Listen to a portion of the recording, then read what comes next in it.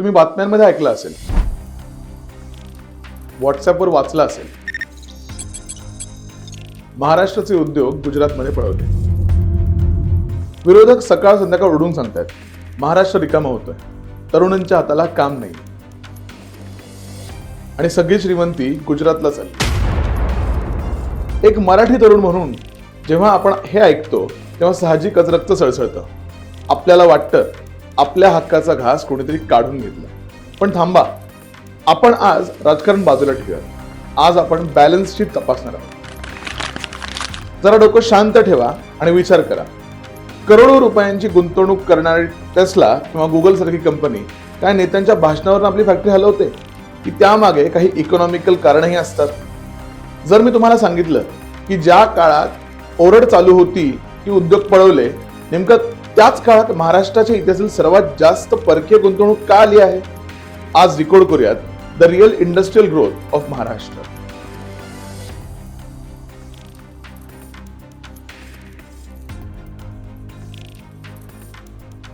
सगळ्यात आधी एक आकडा डोक्यात फिट करा, आणि हा आकडा कुठल्याही पक्षाचा नाही, हा भारत सरकारच्या ऑफिशियल आकडा आहे.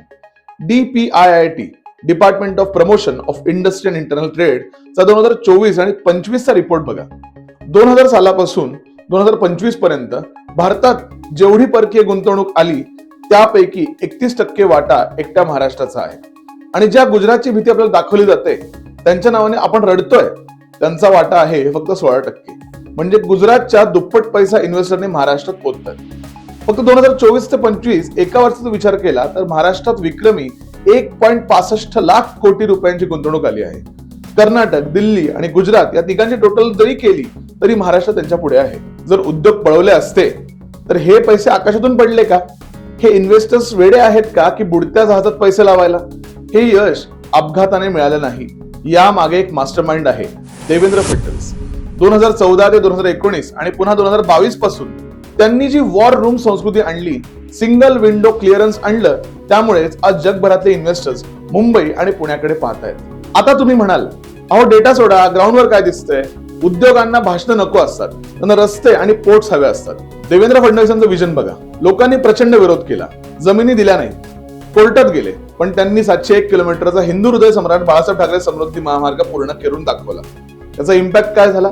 नागपूर ते मुंबई हे अंतर आज 18 तासाचं होतं, ते आज 8 तासांवर पोहोचलंय. जेव्हा लॉजिस्टिकलचा वेळ अर्धा होतो तेव्हा बिझनेसचा नफा दुप्पट होतो. आणि फक्त रस्ते नाहीत, जगातील सर्वात मोठं बंदर पोर्ट, वाढवण पोर्ट, डहाणू जवळ उभं राहत आहे. 76,000 कोटी रुपयांचा हा प्रोजेक्ट आहे. जेव्हा हे पोर्ट पूर्ण होईल तेव्हा जगातली सर्वात मोठी जहाजं दुबईला किंवा सिंगापूरला नाही तर महाराष्ट्रात थांबतील. हा रस्ता नाही, हे इकॉनॉमिक मॅग्नेट आहे. ज्या दिवशी समृद्धी आणि वाढवण कनेक्ट होईल त्या दिवशी विदर्भ आणि मराठवाडा अधिकृतपणे ग्लोबल मार्केटला जोडले जाईल. हे विजन कोणाचं होतं आणि हे एक्झिक्युशन कोणाचं आहे याचा विचार करा. आता वळूयात दुसऱ्या खोट्या नरेटिव्हकडे. विरोधक म्हणतात सरकारने तिजोरी रिकामी केली, लाडकी बहीण योजनेमुळे पगार द्यायला पैसे नाहीत. ही भीती दाखवली जाते की महाराष्ट्र बँकरप्ट होणार आहे. आता जर रिझर्व्ह बँकेचा डेटा बघूयात, कुठल्याही राज्यासाठी धोक्याची घंटा तेव्हा वाजते जेव्हा त्याचं कर्ज हे त्याच्या उत्पन्नाच्या 25% जातं. आज महाराष्ट्राचं कर्ज किती आहे? 18.78%. आता जरा रिझर्व्ह बँकेचा डेटा बघा. कुठल्याही राज्यासाठी धोक्याची घंटा तेव्हाच वाजते जेव्हा त्याचं कर्ज हे त्याच्या उत्पन्नाच्या 25% जातं. आज महाराष्ट्राचं कर्ज किती आहे? 18.87%.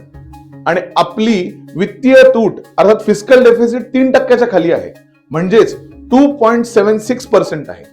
तुलनेसाठी सांगतो, पंजाबचं कर्ज 48% आहे, केरळचं 35%. हे राज्य दिवाळखोरीच्या उंबरठ्यावर आहेत, महाराष्ट्र नाही. हे मॅनेजमेंट आहे. एका बाजूला लाडकी बहीण, शेतकरी वीज माफी सारख्या कल्याणकारी योजना राबून सुद्धा देवेंद्र फडणवीसांनी राज्याची आर्थिक स्थिती मोडू दिली नाही. याला म्हणतात फायनान्शियल इंजिनिअरिंग. खिशात पैसे नसताना घर चालवणं कठीण असतं, पण इथे तिजोरी भरलेली ठेवून लोकांचं पोट भरलं जात आहे. आणि जे म्हणतात की तरुणांना नोकऱ्या नाहीत किंवा फक्त IT वाले श्रीमंत होत आहेत, त्यांनी पुण्याच्या MIDC मध्ये जाऊन बघावं. जगातील सर्वात मोठी इलेक्ट्रिक व्हेकल क्रांती कुठे घडतीये? ती महाराष्ट्रात घडतीये. टाटा मोटर्स असो किंवा बजाज, ईव्हीचे इकोसिस्टीम पुण्यात तयार होत आहे. DPIITच्या आकड्यानुसार जानेवारी ते ऑक्टोबर 2025 या 10 महिन्यात महाराष्ट्रात सर्वात जास्त 116 नवीन स्टार्टअप सुरू झाले. आज भारतात एकूण 1.5 लाखांपेक्षा जास्त स्टार्टअप आहेत. त्यातील 20% जास्त बेस महाराष्ट्रात आहेत. गुजरात मॅन्युफॅक्चरिंग मध्ये पुढे असेल, हिरे घासण्यात पुढे असेल, पण फ्युचर टेक म्हणजेच AI, डेटा सेंटर्स आणि फिनटेक यात महाराष्ट्र देशाचा बॉस आहे. पुणे आणि मुंबई, गुगल, मायक्रोसॉफ्ट जी डेटा सेंटर्स उभी केली आहेत ती भविष्यात डिजिटल ऑइल रिफायनरीज आहेत. इथे वॉचमॅनच्या नोकऱ्या नाही आहेत, इथे डेटा सायंटिस्ट आणि रोबोटिक्स इंजिनिअरिंगच्या नोकऱ्या निर्माण होत आहेत. पण प्रश्न असा आहे, आपल्या तरुणांकडे स्किल्स आहेत का? आपण अजूनही 10 वर्ष जुन्या सिलेबसवर अवलंबून आहोत. शेवटी सत्य हे आहे की महाराष्ट्र आणि गुजरात हे भारताच्या विकासाचे 2 इंजिन्स आहेत. पण आकडे स्पष्ट सांगतात, महाराष्ट्र हे मेन इंजिन आहे. देवेंद्र फडणवीस यांनी विधानसभेत सांगितलं होतं, महाराष्ट्र 2029 ते 30 पर्यंत देशातील पहिली $1 ट्रिलियन इकॉनॉमी बनेल.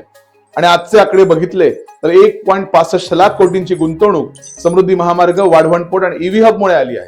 तर आपणच त्या दिशेने सुसाट सुटलो आहोत. त्यामुळे पुढच्या वेळी जेव्हा कोणी व्हॉट्सअपवर मेसेज टाकेल की उद्योग पळवले, तेव्हा त्याला हे आकडे पाठवा आणि विचारा, जर उद्योग पळवले असते तर रिझर्व्ह बँकेचा रिपोर्ट खोटा आहे का, की तुझं राजकारण खोटं आहे? स्वतःला कमी समजू नका. महाराष्ट्र आजही नंबर 1 आहे आणि उद्याही नंबर 1 राहणार आहे. अफवांवर विश्वास ठेवू नका, डेटावर विश्वास ठेवा. मी मल्हार पांडे. जय हिंद, जय महाराष्ट्र.